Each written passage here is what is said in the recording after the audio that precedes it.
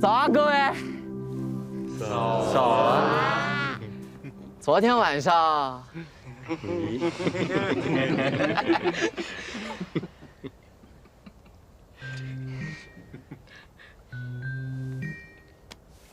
昨天晚上什么都没发生，对吧？我们就是喝了个小酒，然后大家就睡觉了。对，娱乐无题而已。最后还说自己是什么小哪吒。你知道你昨天晚上毁了多少棵树吗？够了！那些树啊！够了！不要说了。行了，小伙儿，谁没年轻过？不过大老远跑来天师府发疯的，古往今来，你确实是第一人。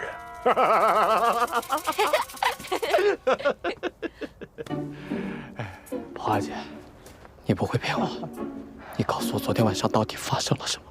大家都看得很热闹，张楚岚篝火晚会好好玩哦，今晚还有吗？张楚岚，侬一定会成为艺人界的一个神兽，我看好你哦。看好你啊！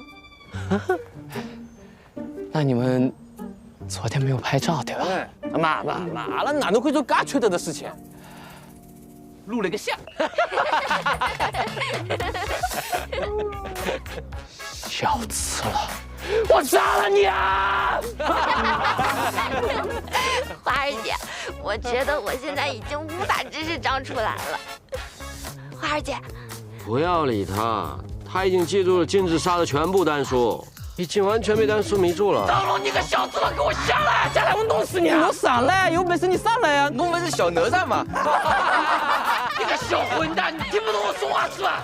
你等你下来，我一定让你生不如死！哎，那个对阵表好像出来了。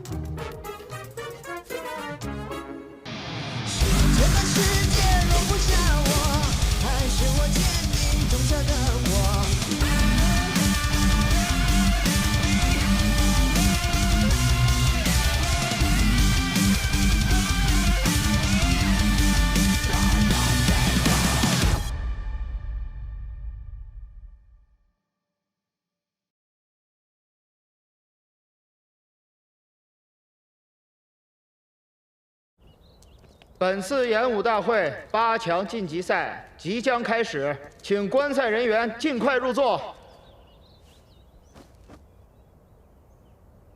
你以为这样别人就认不出你了？老天师啊，田老路老早啊！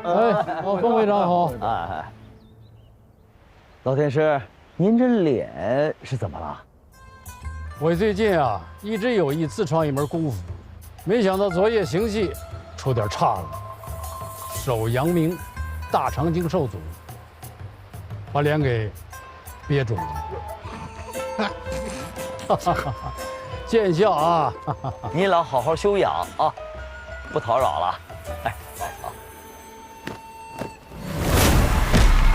冯宝宝对潇潇。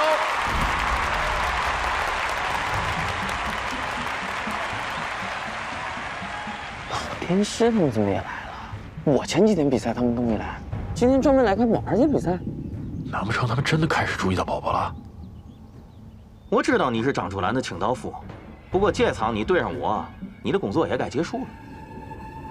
啥子意思？哼，我的意思是说，你嗝屁了。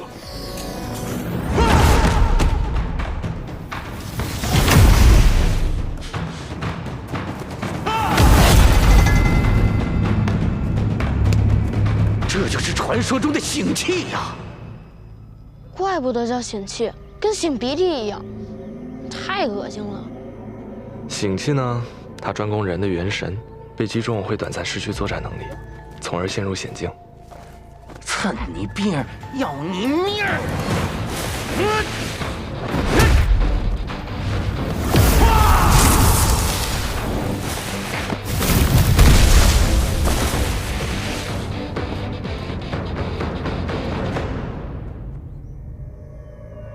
老田啊，我考教你，场上这个小姑娘是什么路数，什么门派，师承哪家？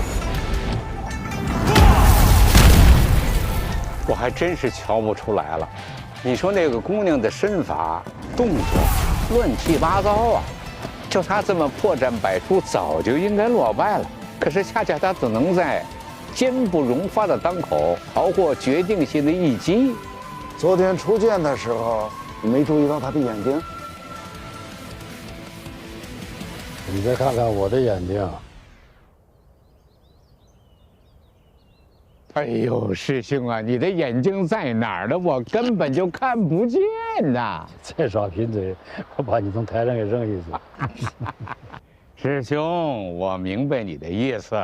师兄近百年的精纯修为，早已经没有了一般练气之人的那种金光。你的眼睛啊，乍一看跟寻常人无异，只有一定修为的人才能够察觉到你的眼神之中笼罩着那种温润神采，这叫返璞归真，神盈内敛。你们刚才说那姑娘的眼神也达到了这种程度？她才多大年纪？所以我认为她是天生的气家根骨。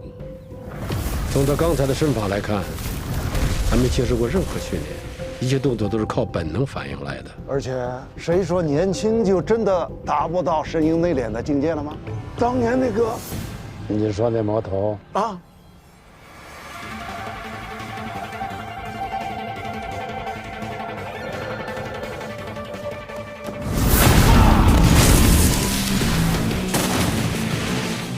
灵玉是我的关门弟子，看上厂的小丫头，我都想冲开山门了。别看见好苗子咱就眼馋。昨天我看见他，就发现了他的不寻常，这就派了下面人查了查，他可能是公司的临时工。临时工？临时工对哪儿德通来说，那是一个多么特殊的存在。七大区的临时工直接从属于大区负责人，游离于公司常规体系之外，是最不可控的一股力量。每个人都能力出众，身份隐秘，却都隐藏着巨大的秘密。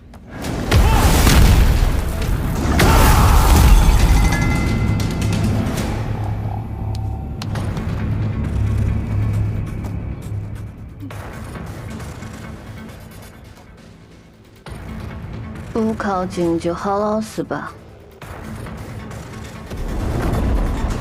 大元气单靠，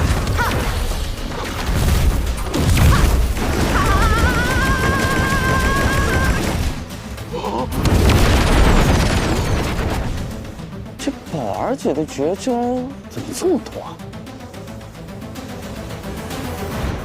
宝宝，是时候传给你我的秘诀了。啊，对。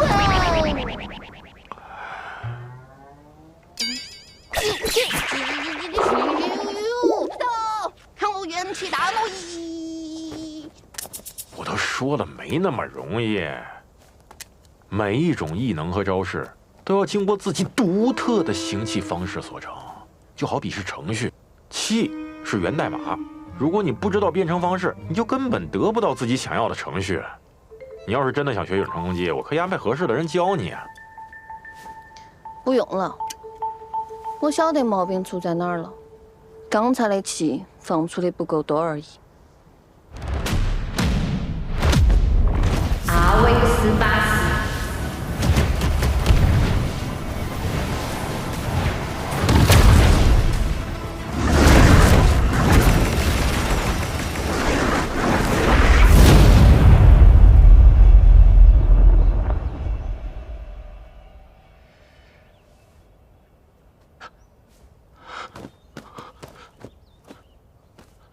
没事儿，我怎么一点感觉都没有啊？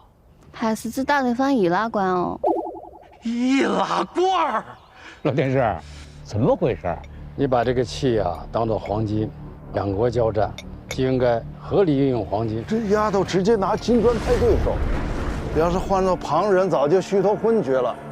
让你来尝尝这个。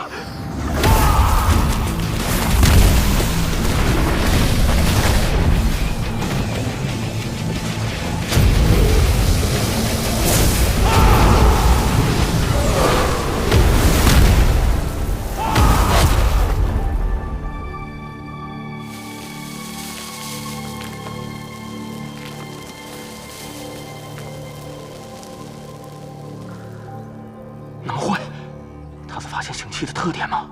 越是近处效果越强，同时范围变小，越容易躲避。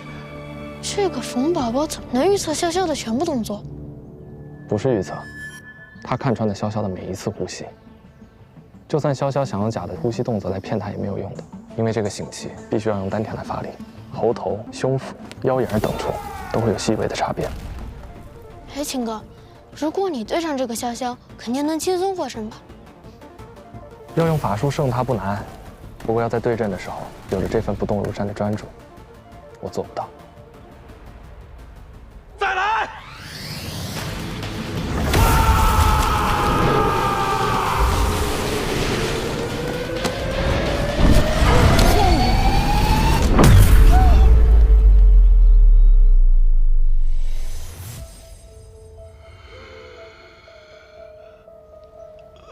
搞定。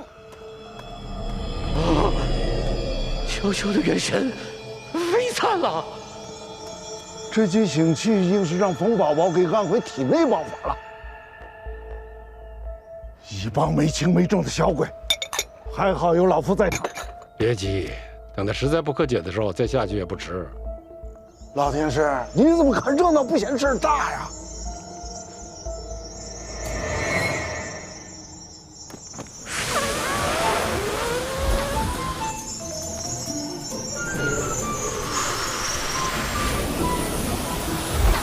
愣往回吸嘛，这丫头长得真可爱，我倒要看看你这个气到底能吸多长。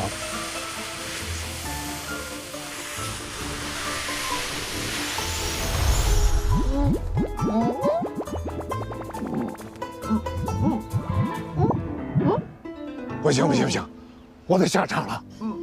别急，四盘合合阵。这是武侯家的四盘合合阵，这本是与人交手斗法中吸收对方和自己用功后飞散出的能量的阵法。问题是，怎么才能把飞散在场中的气给收回来？真是个会玩的姑娘啊！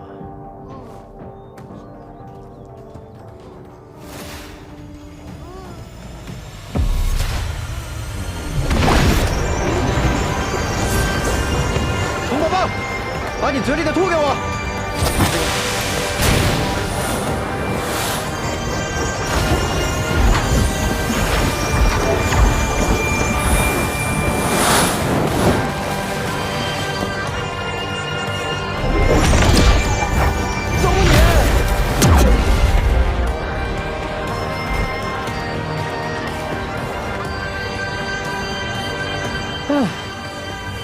好歹是揉上了。胜者，冯宝宝。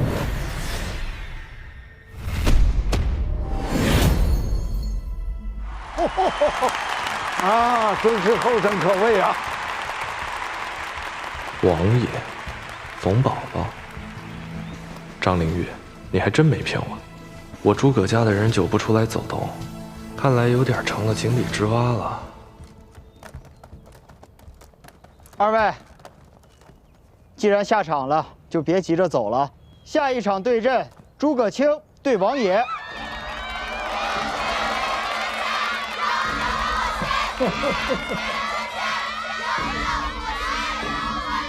啊，到咱们了呀！怎么样，王道长，动手吧。那就来吧。王道长的修为我很是钦佩，可惜啊，总是一副没干劲儿的样子。是啊，不过那也要分对什么人。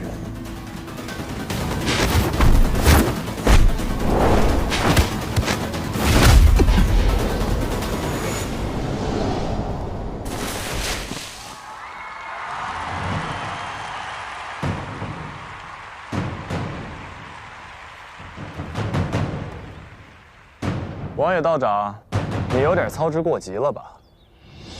这个劲力，8极拳。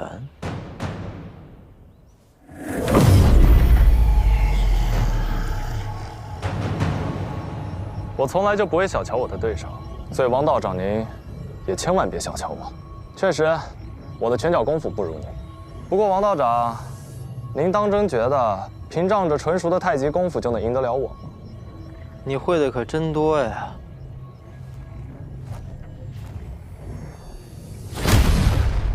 艮字吞轮。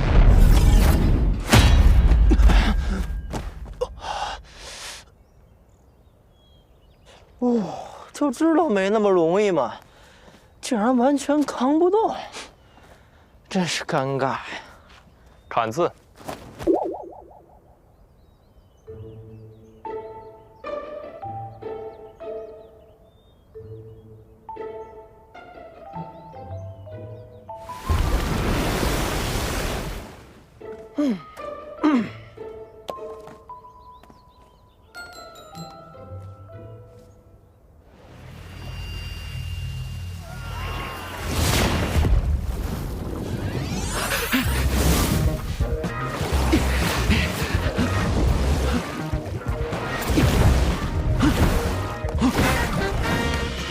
怎么样了？这王道长我看着够呛啊，他一上来就强攻，跟他之前的比赛完全判若两人。他这么着急干嘛？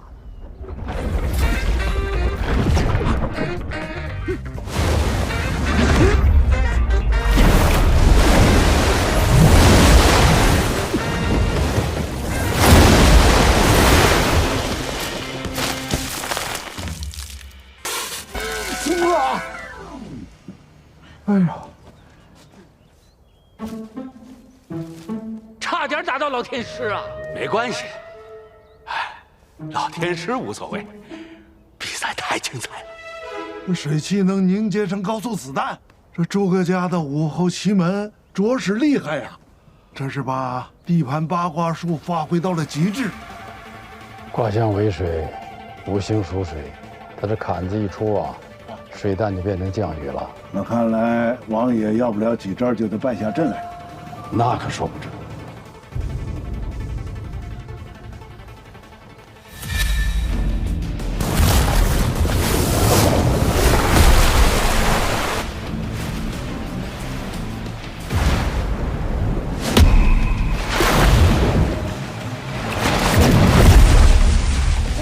居然能挡住，那刚才为什么不挡？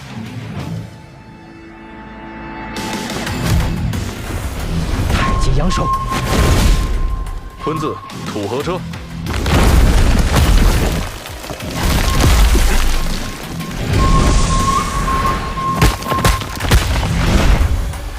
流失。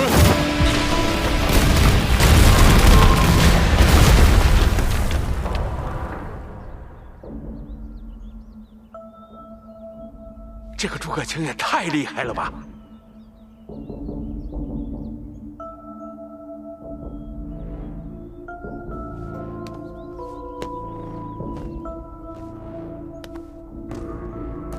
多谢你啊，诸葛青。要不是你手下留情，刚才那一击我已经废了。不用客气，咱们又不是生死相搏。不过啊，王道长，你是有多瞧不起我呀？啊？其实你也是个术士，对吧？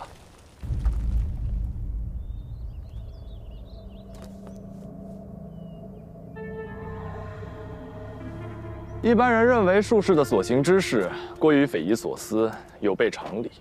可是他们不知道，其实术士才是最讲道理的人。只不过术士讲的是天行之理，是一套常人所无法理解的世界运转的隐藏规则。只要找到对的位置、对的时间，使用对的力量，就能趋吉避凶。王道长，在你之前比赛的时候，我就注意到了，你走的每一步都很合理，你所有的站位都抢在了当时的吉位上，所以他们几次对你有威胁的攻击都堪堪被你避过，运气始终站在你这边。我说的对吗，王道长？讨厌，不能跟你这种人做朋友，没秘密啊。我也是抱着侥幸心理，希望在你施展遁甲前胜了你。哼，是我方二喽，诸葛青，你败过吗？如果不算和族中长辈练习的话，没有。那你觉得你能接受自己失败吗？我指的是那种彻底否定你之前人生的失败。既然大家都是术士，就没必要像其他人斗得那么辛苦。我给你时间，你所谓的趋吉避凶，该怎么选？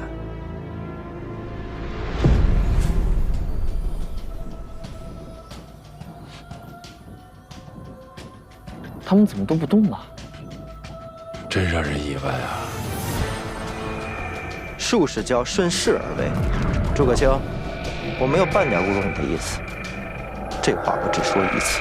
回去吧，诸葛青，这对你来说是最好的结果。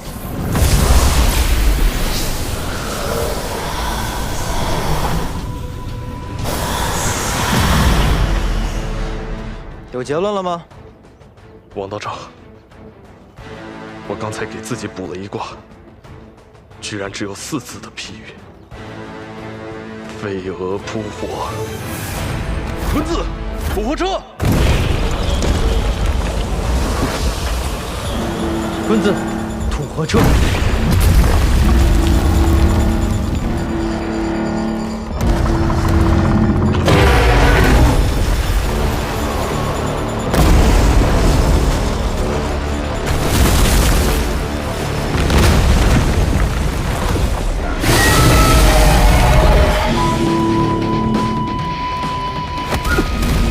他在训位却使用坤子法，居然也是我用的法术，找不到任何破绽。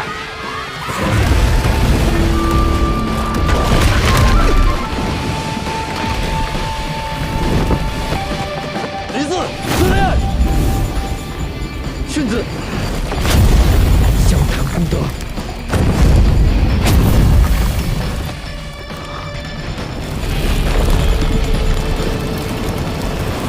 看见了吧？用火来攻击树，不对，你说反而越长越密。不对，是用树来挡火。不对，不可能，这不是奇门法术。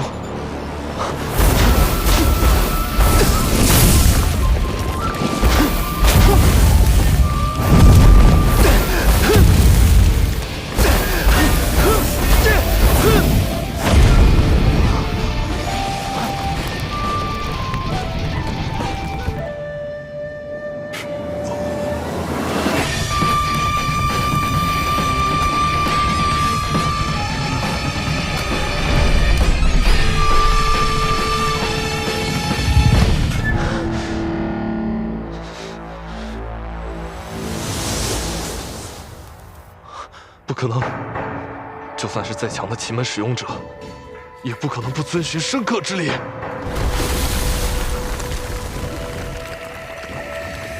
诸葛青，你觉得怎么样？就此打住吧。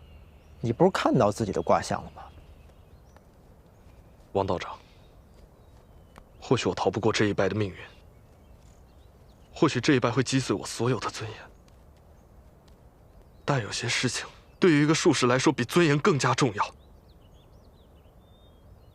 那就是真相。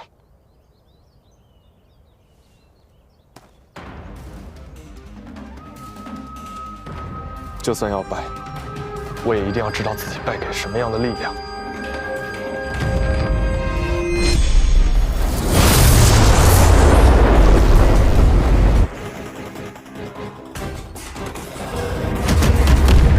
是奇门显象心法，此心法的使用者感官会得到全面的提升，并且能看见常人所不能看见的事物本质。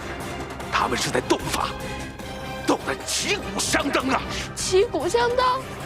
你们别开玩笑了！哥在喷土位的土合车被其他位置的土合车压制了，正在离火位的试验居然被木系的法术克制了。奇门显象心法。哥，我求求你了，不要再继续了！你们的实力根本不在一个水平上，我不想看到你惨败的样子。来吧，王道长，让我看看你都做了什么。对字，黑琉璃。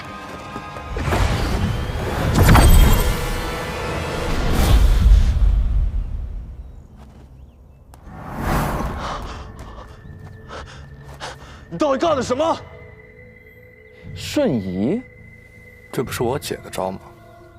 怎么诸葛青也会啊？这个是王道士用的，诸葛青被他控制了。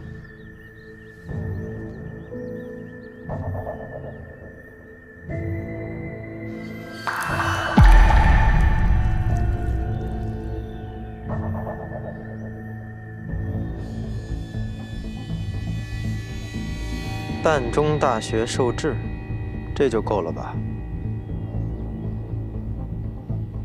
我输了。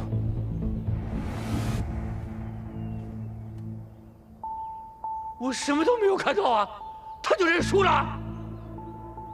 这个王爷居然用术把诸葛青克得死死的。你要说术法，这世上还有能超越诸葛家的吗？神龙浮屠出洛水，彩凤仙术碧云里，因命封后演成文，奇门遁甲从此始。老陆，虽然没什么人亲眼见过，但是8奇迹中确实有一个封后奇门。幸亏咱没离开龙虎山，没看到传说中的气体源流，却看到了封后奇门，这不就对了吗？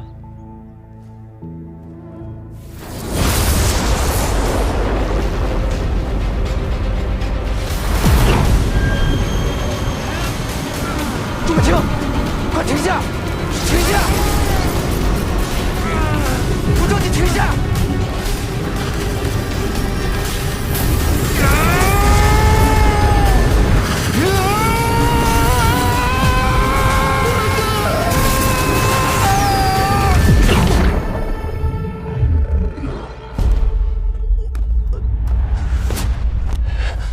我叫你停下！你听见没有？我原本是打算卜卦个大概，没想到后果这么严重。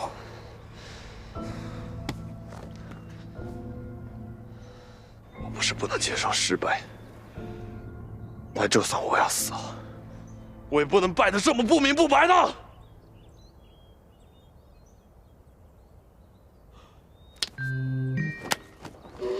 罪过！各位祖师爷在上，弟子不该口出秽语啊！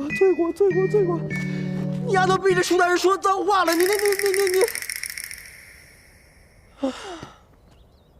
算了，本就不该来，来了清静日子也就到头了。诸葛青，你看好了。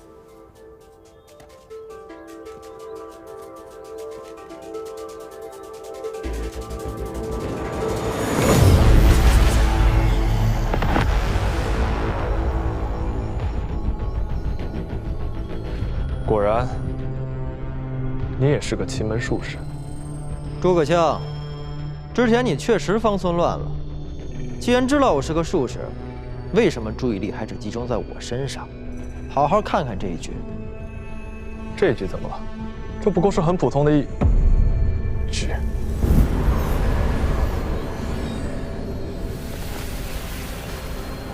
懂了吗？和其他术士踏方位寻吉凶不同，身在这个奇门局中，我即是方位，我即是吉凶，时间、空间、4盘的生克，都由我来制定。刚才的比赛中，我虽然没有与你近身，但因为空间受我控制，你的位置也受我控制，我在任何空间都可以接触到你，直击你的要害。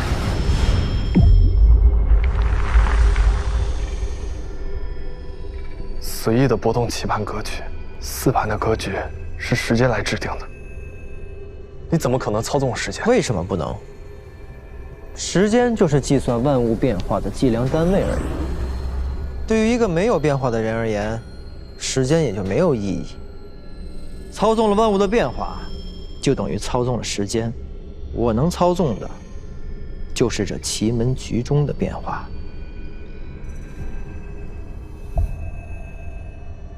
现在开始，这里的引力已经变得和阵外不同。它让小石头落地的时间将会是1分钟。是不是感到有些热了？风向也有些变化。因为现在虽然是谷雨，但这局中的温度和湿度都被我改成了大暑。你说术士就是趋吉避凶、被天理束缚的人，这话有理，但不全对。你以为你先祖为什么会被人称为最伟大的艺人？作为一个修为极高的术士，他会不知道皇室衰微，他会不知道天下分久必合，合久必分的道理。真要是趋吉避凶，就该在故土好好待着。以他的修为，想必更进一步也不是什么难事儿。可他却放弃了作为一个修者该坚守的一切。就算你大势而行，也要投身到乱世当中，只为了去救那个明知已无可救药的天下。为了那个天下，情愿去和天理、和大势对抗，明知不可为而为。这就是他那个级别的术士作为。若是一味的趋吉避凶、顺势而为，被天理束缚，那又何必去明理？反正不管懂不懂那规则，反正你我都和一般人一样被束缚着，不是吗？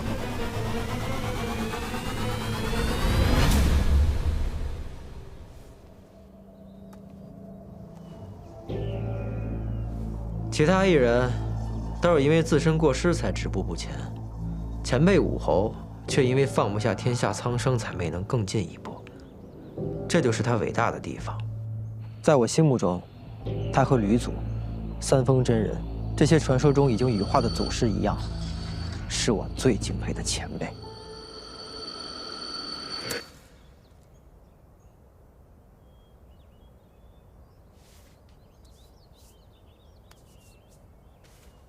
败了，彻底败了。王道长，我认输。王爷对诸葛青，胜者王爷。恭喜王爷！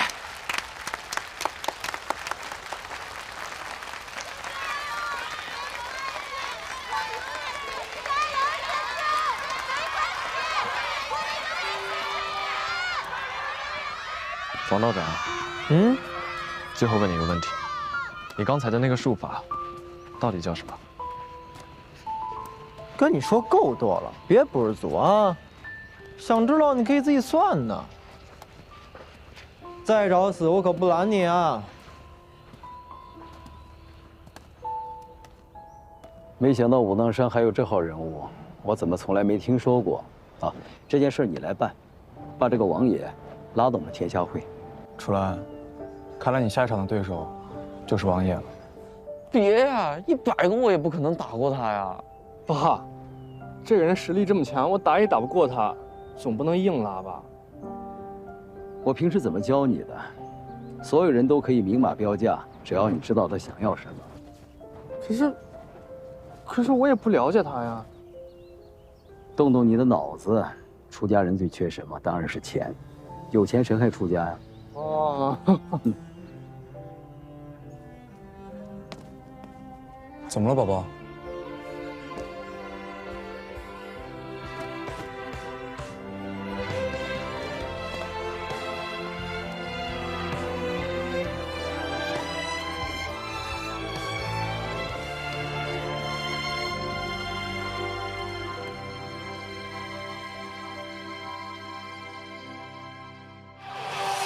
万人之上，一人之下，生来就不平凡，不知何为怕。浪迹天涯，四海为家，一心妹妹独具人世间风华。前路浪大，我责任背下，我虚出真相，不顾险境多大。在千步之间迎风踏，习武雷正把自己点于神话。不愿做任何人背景，我来命运就由我自己来主宰。身后出现的火影，走在大地上五彩斑斓的，才可以令一个人独白说：岂不有谁又能有几愿在我心中存？一身本领在，习得金中魂。放过为何去，逍遥望青春。练就我心肠，但随即一变，踏过一眼珠，执念某一点，听见北方传来清晰的呼喊。我看到希望出现在你面前，穿过这梦境，把故事听遍。我看透这世界，一封信云淡，不断修炼的去跨越这一切。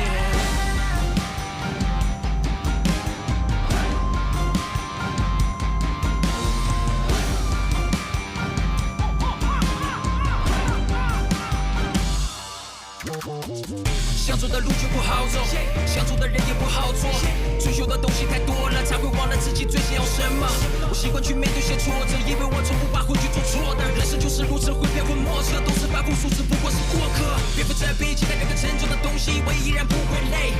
在对蓝身上的步骤，我坚定相信自己不会退。喜欢眉下话说美，矫健成双蝴蝶飞，回望身后飘起的泪花，思念迎风向北吹。我放过为何去逍遥往青川练就我坚强，但随即一边踏过一边住，执念我一见听见北方传来清晰的呼喊，我看到希望出现在你面前，穿过这梦境，把故事听遍。我看透这世界已放心变淡，不敢修炼的去跨越这一切。